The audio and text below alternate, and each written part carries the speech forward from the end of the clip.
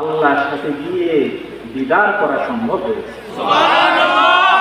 ঠিক ঠিক জিবরিল ইসলাম যেতে পেরেছে তারা কি হয়ে যাবে, জ্বলে পড়ে ছাই হয়ে যাবে। কিন্তু আমাদের নূর নবী আল্লাহর সাথে গিয়ে দিদার করেছে, এটা কি সাধারণ কোন নবীর দ্বারা সম্ভব? ওহাবিদেরকে মারতে মারতে মারতে মারতে মেরে ফেললে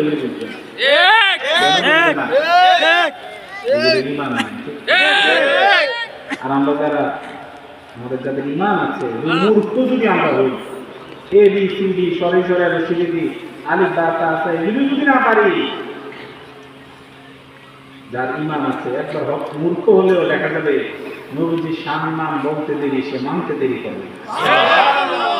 আর ওহাবিদেরকে বললে শুধু যুক্তি দিবে, দলিল দিবে, তার ভিতরে কি নাই? কি বলছিলাম, মুনাফিকরা কি করে নামাজের মধ্যে যখন দাঁড়ায় আল্লাহ পাক বলে দিচ্ছেন, তারা অলস ভাবে দাঁড়ায়, লেজিলি দাঁড়ায়, অলস ভাবে দাঁড়ায়। কারণ মনোযোগ নামাজের দিকে তার ফিলিংসটা নাই, তার মনোযোগ অন্যদিকে। এই জন্য এটা মুনাফিকের আলামত। নামাজ পড়তে যদি আপনার ভালো না লাগে, নামাজ পড়তে যদি আপনার আলসেমি লাগে, মনে করবেন আপনার ভিতরে মুনাফিকের আলামত এটা করা যায়। এবং তারা লোক দেখানোর জন্য কি করে, নামাজ পড়ে। মাহফিলে আসতে হবে, নামাজ যদি না পড়ে 100 জন মানুষ দেখে বলবে লোকটা নামাজ পড়ে না, লজ্জা করে, এই জন্য নামাজ পড়ে না। কোন একটা মিটিংয়ে মিছিলে গিয়েছে, জনসভায় গিয়েছে, নামাজ পড়ে না পড়লে দেখেন শত শত মানুষ, সবাই বলবে যে লোকটা নামাজ পড়ে না। কিন্তু ঘরে গেলে লোক চক্ষুর আড়ালে গেলে নামাজের আর কোনো খবরই না। এগুলো হলো মুনাফিকের আলামত।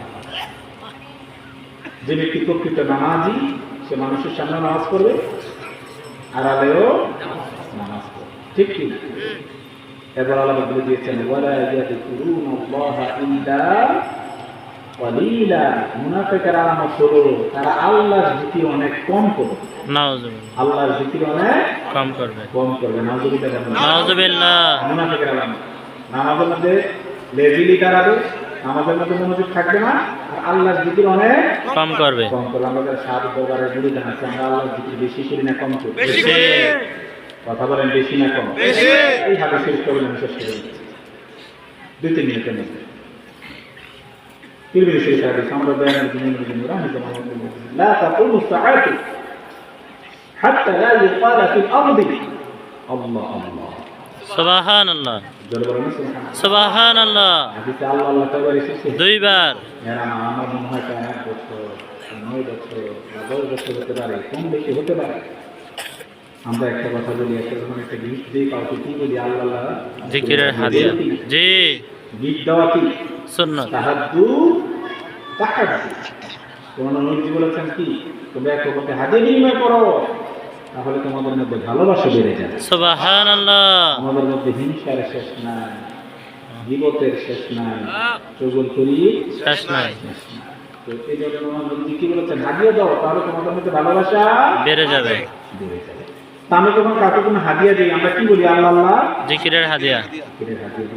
এই যে আল্লাহ আল্লাহ কয়বার বলা হয়? 2 বার।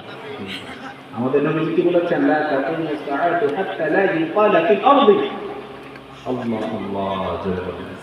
সুবহানাল্লাহ। দুনিয়াতে যতদিন আল্লাহ আল্লাহ জিকির চলবে, ততদিন কিয়ামত হবে না। এটা আমাদের জন্য সৌভাগ্য কিনা? জি। আমি শেষ করে দিচ্ছি, আপনাদের কাছে অনুরোধ, 5 ওয়াক্ত নামাজ পড়বেন, মা বাবার খেদমত করবেন, মা বাবার সাথে বেয়াদবি করবেন না, মা বাবার সাথে খারাপ ব্যবহার করবেন না, মা বাবার সাথে তর্ক বিতর্ক করবেন না, মা বাবার খেদমত করবেন, মা বাবার যা যা দরকার তা জোগাড় করে নিয়ে দিবেন। মনে রাখবেন, দুনিয়াতে পীর হোক, মুর্শিদ হোক, আলেম হোক, ওলামা হোক, মুফতি হোক, মুহাদ্দিস হোক, মুফাসসির হোক,